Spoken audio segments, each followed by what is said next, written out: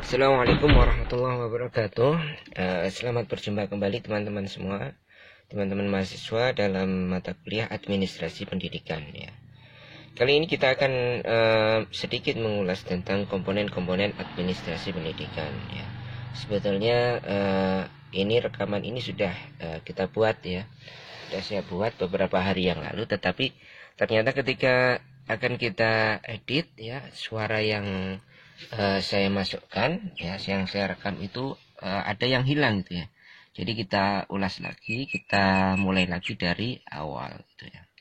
Jadi di antara komponen-komponen administrasi pendidikan itu yang akan kita bahas di sini nanti ada 5 ya. Yang pertama adalah administrasi kurikulum atau berkaitan dengan kurikulum.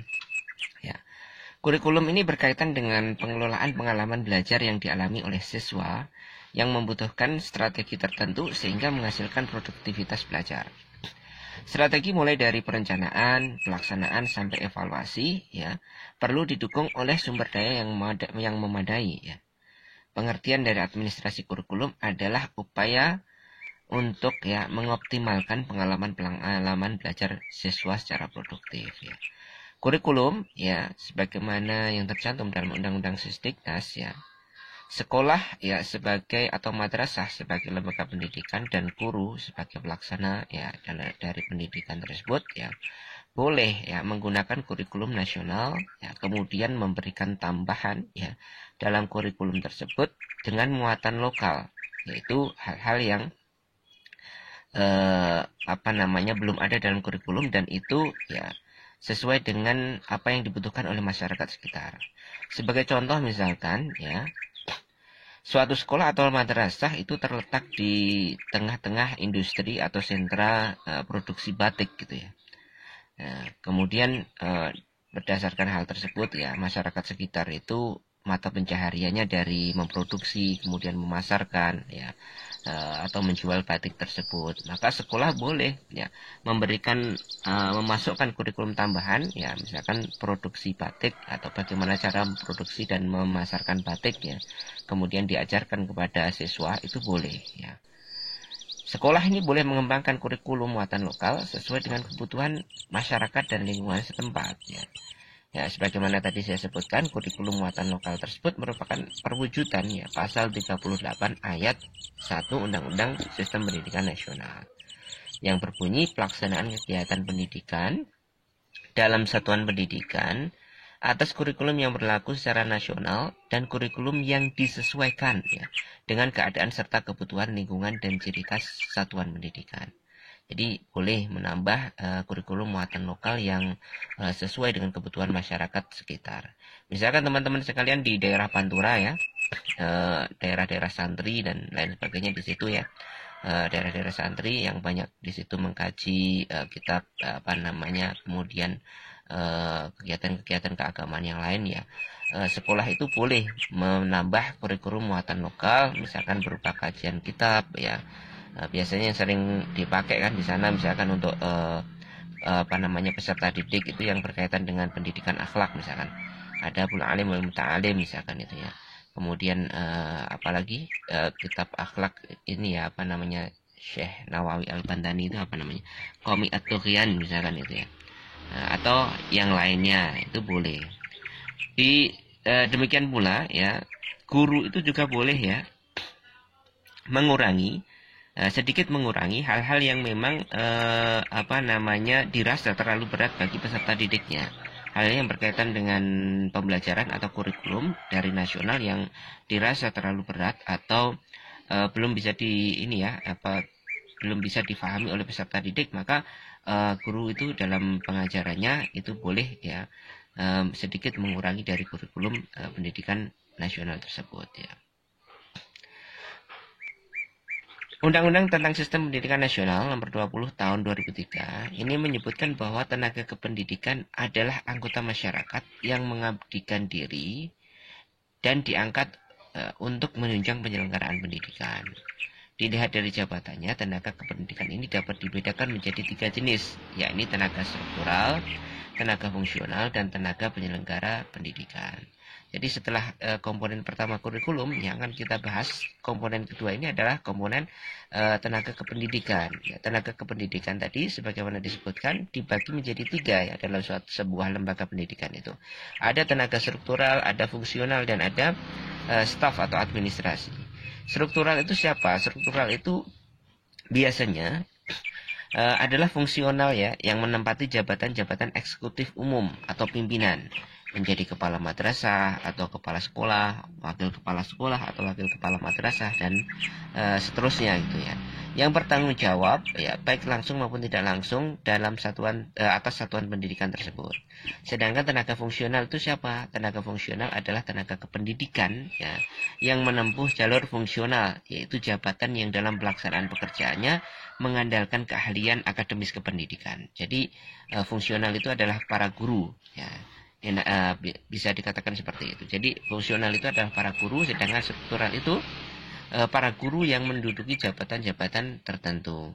Ketika nanti habis masa jabatannya, ya dia kembali lagi menjadi fungsional, menjadi guru seperti teman-temannya yang lain gitu ya. Jadi perlu ini ya, agar terjalin ya komunikasi yang baik antara struktural, antara fungsional, kemudian antara staf atau administrasi itu ya.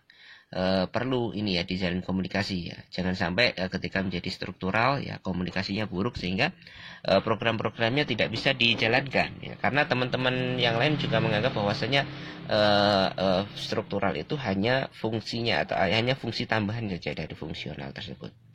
Jadi teman-teman semuanya, nah, tenaga struktural ini ya, mereka adalah ini ya, yang bertanggung jawab terhadap satuan pendidikan ya. Jadi penentuan visi misi, kemudian bagaimana menentukan arah lembaga pendidikan tersebut ya, mengatur program pelaksanaan program pendidikan yang ada dalam satuan pendidikan tersebut, ini tanggung jawab struktural ya. Nah, jadi dia yang mengkoordinasi semua guru, semua fungsional, dan semua staf yang ada dalam lembaga pendidikan tersebut ya. Misalkan gini, apa namanya, dalam satu sekolah tersebut ya, misalkan mulai dari kebijakan rekrutmen, kemudian dan lain sebagainya, dan seterusnya itu struktural yang menentukan gitu ya. Adapun tenaga ahli atau tenaga teknis kependidikan ini merupakan tenaga kependidikan yang pelaksanaan pekerjaannya lebih dituntut kecakapan teknis operasional atau teknis administratif. Jadi tenaga administratif ini membantu dalam pelaksanaan pendidikan di suatu lembaga ya. Jadi dia yang berurusan dengan dokumen-dokumen, yang berurusan dengan keuangan, yang berurusan dengan sarana prasarana, ini yang mengkoordinasi, yang menginventaris, kemudian yang mendistribusikan. Ini tanggung jawab tenaga administrasi. Jadi dia dimulai dari kepala tata usaha misalkan dalam suatu lembaga atau sekolah. Kemudian juga ada yang namanya misalkan staf bagian administrasi atau staf bagian umum atau staf bagian sarana prasarana, yang mereka itu intinya membantu para guru ya, menyediakan kebutuhan-kebutuhan yang diperlukan untuk ya jalannya proses pendidikan, untuk lancarnya jalannya proses pendidikan ya. Tentu saja ya untuk mencapai tujuan dari lembaga tersebut ya. Misalkan ingin agar outcome atau output dari lembaga tersebut itu bagus ya, atau siswa-siswanya ini dapat belajar dengan baik, maka peran tenaga administrasi ini tidak bisa dikesampingkan, karena mereka benar-benar ya membantu ya, menyediakan berbagai macam sarana prasarana yang diperlukan oleh para guru ya. Demikian pula kepala sekolah ya juga bergantung ya kepada para tenaga administratif ini ya, untuk membantu penyelenggaraan pendidikan di lembaganya ya. Jadi sangat penting juga tugas tenaga administratif ini.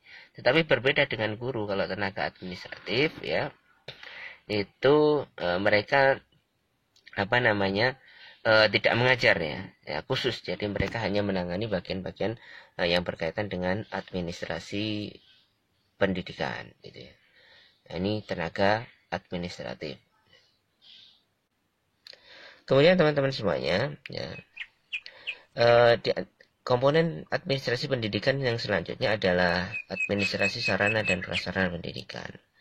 Secara istilah, ya, prasarana ini berarti alat yang tidak langsung, ya, yang digunakan untuk menunjang atau mencapai tujuan dari pendidikan tersebut, ya. Misalkan apa, lokasi, ya, kemudian tempat bangunan sekolah, ya, kemudian lapangan olahraga, uang, dan lain-lain, ya. Sedangkan sarana ini seperti alat yang secara langsung ini digunakan untuk mencapai alat yang digunakan secara langsung untuk menunjang, ya, pelaksanaan pembelajaran, ya. Misalkan apa? Misalkan buku, perpustakaan, kemudian apa? Laboratorium, ya, dan seterusnya, ya. Menurut Mendikbud, ya, nomor 079 tahun 75, ini tidak dibedakan antara apakah itu sarana atau prasarana, ya. Jadi istilahnya yang dipakai adalah sarana saja, ya. Sarana pendidikan terdiri dari 3 kelompok. Di sini disebutkan sarana. Sarana pendidikan terdiri dari 3 kelompok. Kemudian dibedakan. Ada yang berupa bangunan dan perabot sekolah. Ada yang berupa alat pelajaran yang terdiri dari pembukuan dan alat-alat peraga laboratorium. Kemudian ada yang berupa media pendidikan, gitu, yang dapat dikelompokkan menjadi media audiovisual yang menggunakan alat-alat penampil ini. Jadi tidak bisa dipisahkan ini, ya, penyelenggaraan pendidikan dengan sarana dan prasarana ini, ya. Suatu sekolah yang tidak memiliki prasarana, misalkan gedung dan lain sebagainya, kan menjadi terkendala pelaksanaan pendidikannya. Ya bolehlah misalkan suatu sekolah tersebut menyewa gedung, gitu, ya. Tapi dalam pembiayaan ke depan tentu akan membebani sekolah tersebut, ya.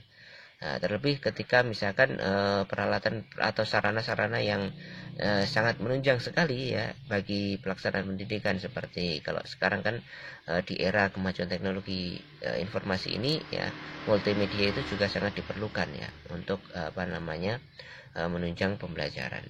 Kemudian komponen administrasi pendidikan yang keempat itu adalah peserta didik, ya. Administrasi peserta didik adalah seluruh proses kegiatan dan pembinaan yang direncanakan dan diusahakan secara sengaja serta kontinu terhadap seluruh peserta didik, ya, agar dapat mengikuti proses belajar mengajar secara efektif dan efisien. Tujuannya untuk apa?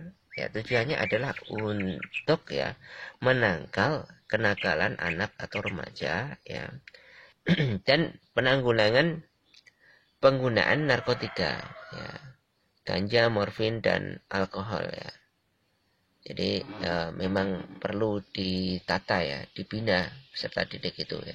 Kalau tidak dibina dengan baik, ya, di sekolah pun, ya, mereka akan cenderung melakukan hal-hal yang itu negatif, ya. Ya, karena peserta didik yang dalam usia-usia pertumbuhan itu, ya, mereka rentan sekali, ya, terkena pengaruh dari luar, itu, ya. Biasanya mereka sebetulnya motif utama mereka itu hanya ingin tahu, gitu kan, ya. Misalkan pengen mencoba merokok, itu, padahal itu buruk bagi kesehatan mereka, gitu, ya. Mereka tidak mempertimbangkan faktor buruknya dampak yang akan mereka terima, tetapi mereka lebih mengedepankan rasa ingin tahu mereka seperti apa sih, kan, itu, ya. Begitu pula dengan hal-hal lain yang bersifat negatif, ya, seperti obat-obatan terlarang dan seterusnya, gitu, ya. Hal tersebut, ya, mungkin didorong karena mereka itu ingin tahu, kemudian ingin mencoba, kemudian mereka ingin dianggap lebih dibandingkan teman-temannya, itu, ya, dianggap lebih jagoan atau lebih berani, atau lebih, dan seterusnya, itu. Jadi intinya mereka motif utamanya itu ingin mencari jati diri, ya. Ingin dipandang dipandang lebih di mata teman-temannya, sehingga mereka melakukan hal-hal yang sifatnya negatif tersebut. Oleh karena itu sekolah harus melakukan pembinaan terhadap peserta didik ini supaya mereka tidak melakukan hal-hal tersebut, ya. Karena itu adalah fungsi sekolah sebagai lembaga pendidikan. Mereka mendidik akhlak, mendidik karakter peserta didik itu sehingga mereka dapat berkarakter atau berakhlak yang bagus, ya. Jangan sampai sebuah sekolah itu, ya, eh, apa namanya tidak melakukan hal tersebut atau longgar, sehingga peserta didik itu ya memiliki potensi untuk melakukan hal-hal yang negatif. Nah, terutama bagi sekolah-sekolah yang memang ini ya muridnya itu seragam, misalkan cowok semua dan seterusnya. Kemudian yang terakhir teman-teman semuanya, komponen administrasi pendidikan itu berkaitan dengan hubungan sekolah dan masyarakat. Ya, hendaknya semua hubungan itu merupakan hubungan kerjasama yang bersifat pedagogis, sosiologis, dan produktif yang dapat mendatangkan keuntungan dan perbaikan serta kemajuan dari kedua belah pihak. Maksudnya di sini apa? Coba teman-teman cermati, di sini ada gambar yang saya buat di sini. Di tengahnya itu ada sekolah ya. Cuma saya tidak memberi ini ya panah-panah ini ya hubungan untuk menghubungkan antara apa namanya lingkaran-lingkaran yang kecil di sekelilingnya. Jadi sekolah ini ada dia akan menjalin hubungan dengan sekolah lain. Kemudian dia menjalin hubungan dengan pemerintah, ya. Kemudian dia juga menjalin hubungan dengan instansi yang lain. Kemudian dia juga membangun hubungan dengan apa namanya masyarakat sekitar. Jadi bukan hanya dengan masyarakat, tapi juga dengan sekolah lain, dengan pemerintah, dengan instansi, dengan masyarakat juga. Dan hubungan ini ya hendaknya ya ini merupakan hubungan kerjasama yang sifatnya apa? Sifatnya pedagogis, sosiologi, dan produktif. Ya, artinya menunjang kegiatan pendidikan yang ada di sekolah. Nah, hubungan dengan sekolah lain tentu saja ini bersifat pedagogi, bersifat pembelajaran ya. Bagaimana misalkan melakukan perlombaan dengan sekolah lain, kemudian kerjasama dengan sekolah lain dalam hal pendidikan dan pengajaran. Nah, demikian pula dengan pemerintah ya. Tentu saja pemerintah ya arahnya dengan lembaga pendidikan itu sifatnya adalah yang berkaitan dengan pendidikan, dengan pelaksanaan pendidikan gitu ya, dengan dinas pendidikan setempat, kemudian atau instansi-instansi pemerintah yang lain. Kemudian bagaimana hubungan sekolah itu dengan instansi yang lain ya? Bisa juga dengan perusahaan misalkan. Sekolah menjalin hubungan kerjasama dengan perusahaan tertentu ya, yang kemudian mereka memasukkan atau menambahkan kurikulum-kurikulum yang dibutuhkan oleh perusahaan tersebut ya, sehingga ketika para siswa itu selesai menamatkan studinya, mereka bisa dites dan sebagian diberikan kuota untuk masuk ke dalam perusahaan tersebut. Ini sudah dilakukan oleh beberapa sekolah dan sangat bagus sekali, bisa mengangkat ya apa namanya itu popularitas sekolah, kemudian memperbesar animo masyarakat untuk masuk ke dalam sekolah tersebut ya.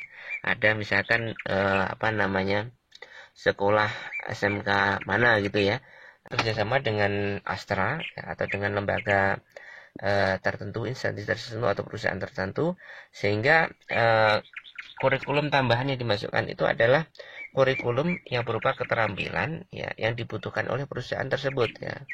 Ini sangat bagus sekali, dapat membekali siswa dengan keahlian atau kebutuhan yang sesuai dengan apa namanya yang sesuai dengan dunia kerja gitu ya. Jadi ketika siswa-siswa tersebut itu keluar dari sekolah, mereka bisa diterima dalam perusahaan tersebut, atau mereka bisa menggunakan keahlian yang memang itu sangat dibutuhkan oleh masyarakat itu ya. Mereka bisa memperbaiki motor dan lain sebagainya, atau berkaitan dengan mesin ya. Nah, ini sangat bagus sekali ya.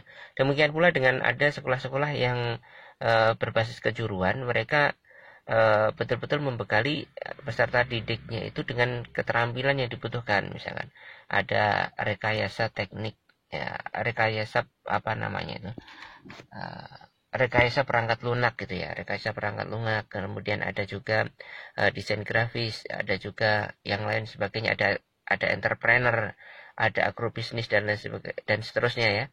Nah, ini sangat bagus sekali, sehingga ketika mereka keluar ya, ini sesuai dengan kebutuhan yang dibutuhkan oleh ya, instansi lain atau perusahaan atau dunia industri ya, sehingga mereka dapat langsung mempergunakan keahlian tersebut. Demikian pula ya, sekolah itu bisa membangun kerjasama dengan masyarakat sekitar agar penyelenggaraan pendidikan itu dapat berjalan dengan baik.